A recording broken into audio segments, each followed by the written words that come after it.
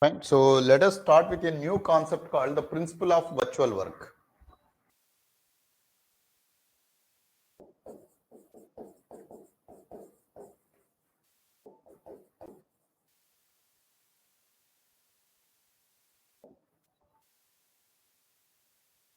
First of all, actually, we need to understand what is work. Now, so when we talk about work, right? So there are two important components that are involved in any particular work. For that matter, suppose actually if I move this chalk piece here, then actually here there is a force that is applied on this body, and due to the effect of the force, there is a positional change from this location to a different location. So two important components that are involved in a work. So here actually, let us say this is the base and this is a block of mass. And the weight is actually acting in the downward direction and the weight, so mass is m. If you apply a force on this, and this force actually is applied in a direction which is at an angle of theta with respect to the horizontal.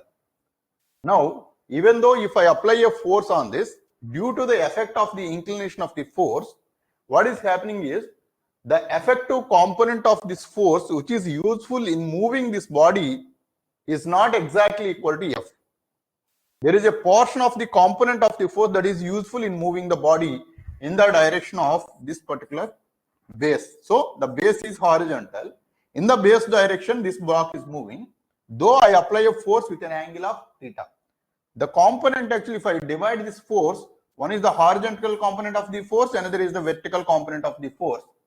And then this horizontal component of the force. So this angle is theta.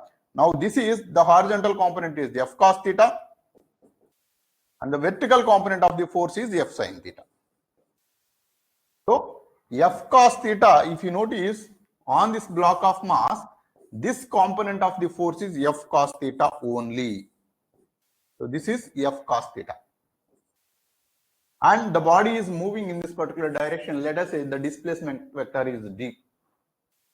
And this F cos theta in the direction of the displacement, if you notice, both are in the same direction.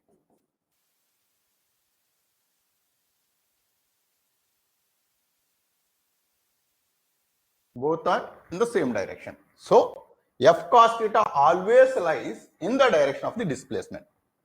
F cos theta always lies in the direction of the displacement.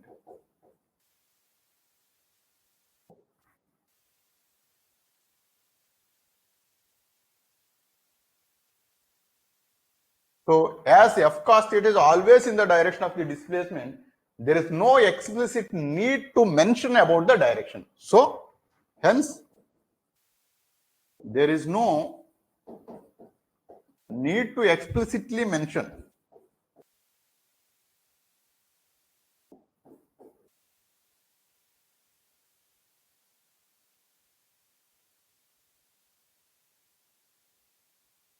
about the direction.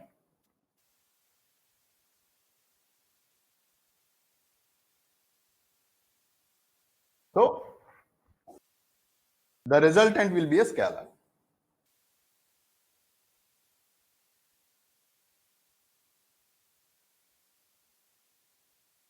So the resultant will always be a scalar in the case of work. So work is defined as force. This force, to be specific, the effective here actually work is the effective force we should be talking about. Here actually the force is this one. The entire force is equivalent to F, but out of this only the effective force is F cos theta, which is useful in making a move for this particular body. So that is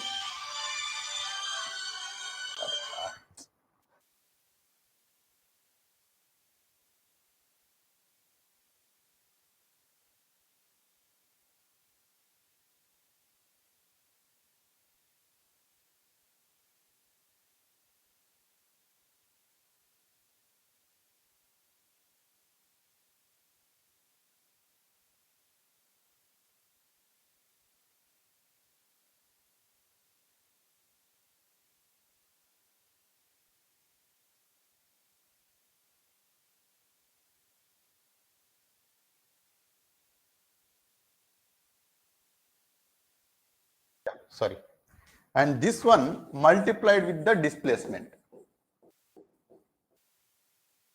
Here actually, take this example. Suppose actually there are two different persons, and one person moved the car for about 10 meters, let us say. So he moved a car 10 meters distance. And then actually there is one more person who took this chalk piece and he traveled for a distance of 10 kilometers. Then actually who has done the more work?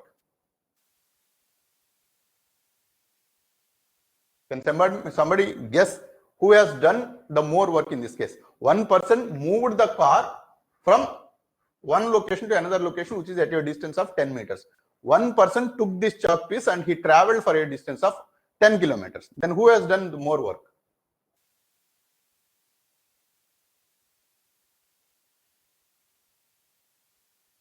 Any guess? So Vikas gave the answer, it depends on the force. Anybody else? Any other guess?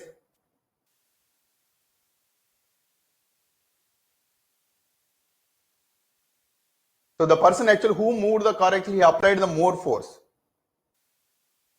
So the person who has moved the car, he has applied more force in making the move.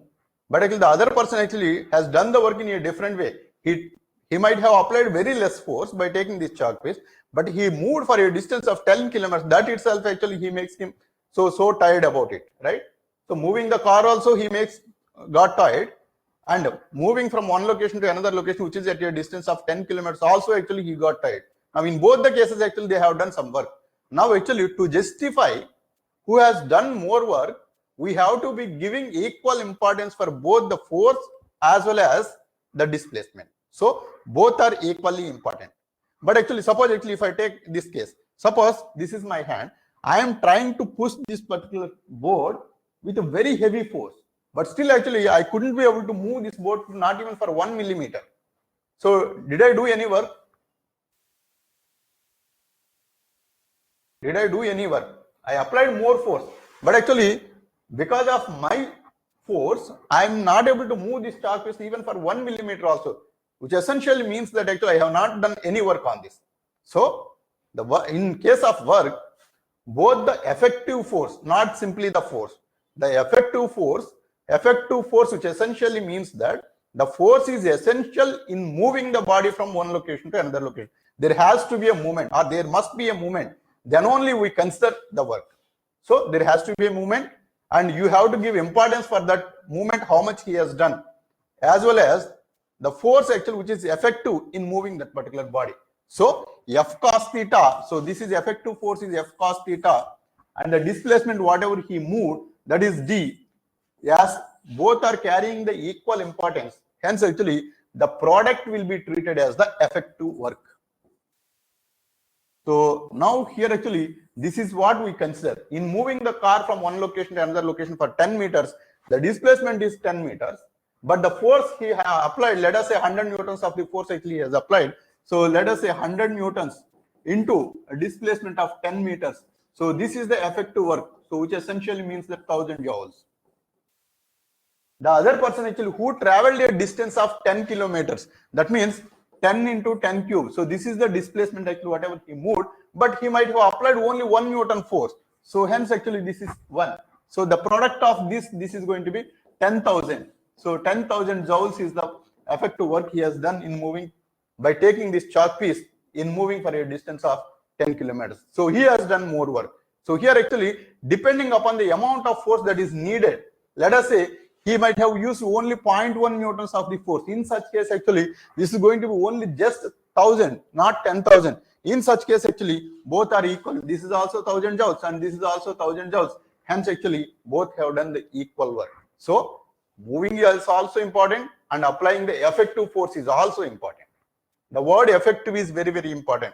Now actually the product actually if you notice as both are in the same direction always, the effective force multiplied by the displacement, there you don't need to consider the direction at all because both are always in the same direction. F cos theta is in this direction and displacement is also in this direction. Hence actually the result will always be a scalar. That's exactly the reason why we consider work as a scalar though we multiply two different vectors, that is the displacement vector and the force vector. So this is defined as the dot product.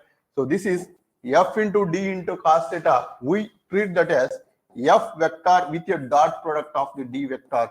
This is what we call as the work. Got it?